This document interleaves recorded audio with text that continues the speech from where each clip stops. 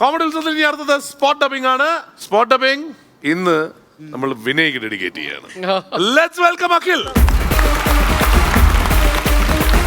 അഖിലെ welcome. വിനയ്ക്ക് വേണ്ടിയിട്ടാണെന്ന് പൊളിച്ചടിക്കണം കേട്ടല്ലോ. റെഡിയല്ലേ? സെറ്റ് ആണല്ലോ. വിനയുടെ അടുത്ത് പോയി ഒന്ന് ചെയ്യാം. All the best Akhil, all the best. India തന്നെ കണ്ട ഏറ്റവും വലിയ നടൻ, ആളുകൾ അംഗീകരിച്ചാലില്ലെങ്കിലും ഒരു 95% പേര് ഡീപ്ലി ഇൻസ്പയർഡ് ആയിട്ടുള്ള ഈ ഒരു മഹാനടൻ എത്രത്തോളം സുന്ദരനാണ് എന്ന് എനിക്ക് അറിഞ്ഞൂടാ. 26-ാമത്തെ വയസ്സിൽ സൂപ്പർ സ്റ്റാർ ആയ ആള്.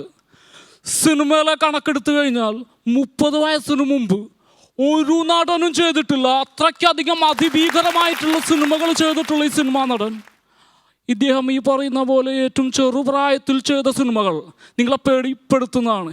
ഈ സോഷ്യൽ മീഡിയയിൽ കാണുന്ന ബോഡി ഷേമിങ് ക്രാപ്പുള്ള എനിക്ക് മലയാള സിനിമ.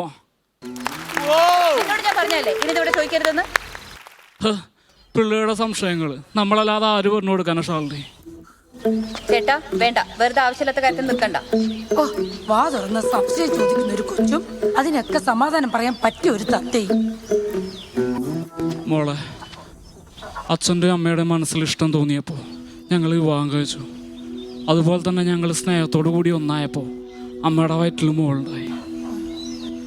അങ്ങനെ അമ്മയുടെ വയറ്റിൽ കിടന്ന് മോൾ ഓരോ മാസവും വളർന്നു. തിരിഞ്ഞും മറിഞ്ഞും നിന്നെ കുഞ്ഞിക്കാല് വെച്ച് അമ്മയുടെ വയറ്റിൽ ചവിട്ടുമ്പോൾ അത് സന്തോഷത്തോടു കൂടി സഹിച്ച് 10 മാസം നിന്നെ ചുവന്ന ആളാണ് നിൻ്റെ അമ്മ. വേദന കടിച്ചമത്തി നൊന്ത് പ്രസവിച്ച് നിന്ന് ഒരു നോക്ക് കാണാനുള്ള നിന്റെ അമ്മയുടെ വെപ്രാണും സന്തോഷമൊക്കെ നേരിട്ട് കണ്ടവനാണ് നിന്റെ അച്ഛൻ. മക്കൾക്ക് വേണ്ടി എന്തും ത്യജിക്കുന്നവരാണ് അമ്മമാർ. അവരൊരിക്കലും കരയിപ്പിക്കരുത്.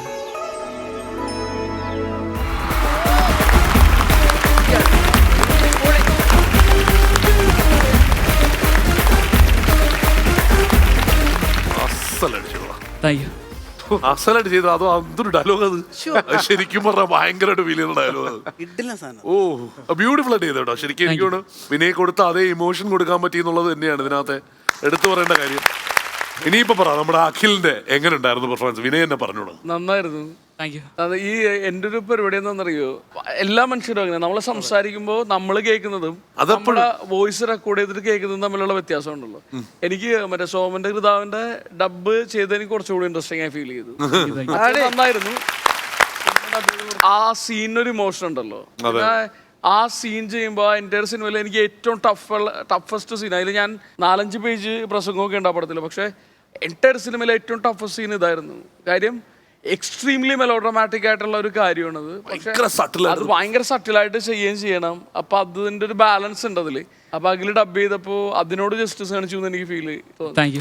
അത് സത്യമാട്ടോ, അത് പറഞ്ഞ ഭയങ്കര പോയിന്റ് ആണ്. അത് ഏത് നിമിഷവും നാടകമായി പോകാൻ പറ്റുന്ന ഒരു സാധനമാണ്. അതിന് ഭയങ്കര രസമായിട്ട് ഫീൽ അത് അതുപോലെ ഏറ്റെടുത്തില്ലേ ഇത് ഗംഭീരം. കുറച്ചോട്ടെ മോനെ, അടിപൊളിയായിട്ട് ചെയ്തോ, സൂപ്പർ ആയിരുന്നു. Thank you. പിന്നെ നമുക്കതിനകത്ത് ചിരി വന്നത്, ഒന്ന് വിനയ എന്നാ മീശയൊക്കെ വെച്ച് വന്നപ്പം ഒരുപാട് നമ്മൾ കാര്യം എന്താണ് സംഭവം, ചില വൈറൽ പോസ്റ്റുകളൊക്കെ വന്നപ്പോൾ നമ്മൾ അറിയാതെ ചിരിച്ചു പോയി. ഇത് കണ്ടു. പക്ഷെ എനിക്ക് വന്ന് ആ ഇന്റർവ്യൂവിൽ വിനയ് ഭയങ്കര സീരിയസ് ആയിട്ടാണ് എല്ലാ കാര്യങ്ങളും. ആ ഇന്റർവ്യൂവിൽ കുറെ കാര്യങ്ങൾ ഇപ്പൊ ഈ പറഞ്ഞ പോലെ ഇന്നത്തെ കുറെ സാധനങ്ങൾ സോഷ്യൽ മീഡിയയിൽ കാണുന്ന ബോഡി ഷേമിംഗ് ട്രാപ്പ്. അതെ അതെ അതെ. അല്ല, എന്താ അറിയോ മോനെ, നമ്മളിപ്പോ ഒരാളിരിക്കെ ചെയ്ത് അദ്ദേഹത്തെ അനുകരിക്കുമ്പോൾ കിട്ടുന്ന ഒരു അംഗീകാരമാണ്. അതാണ് ഒരു ആർട്ടിസ്റ്റിനെ സംബന്ധിച്ചിടത്തോളം നമുക്ക് പിന്നീട് പോസിറ്റീവ് എനർജി നമ്മളിലേക്ക് കിട്ടും.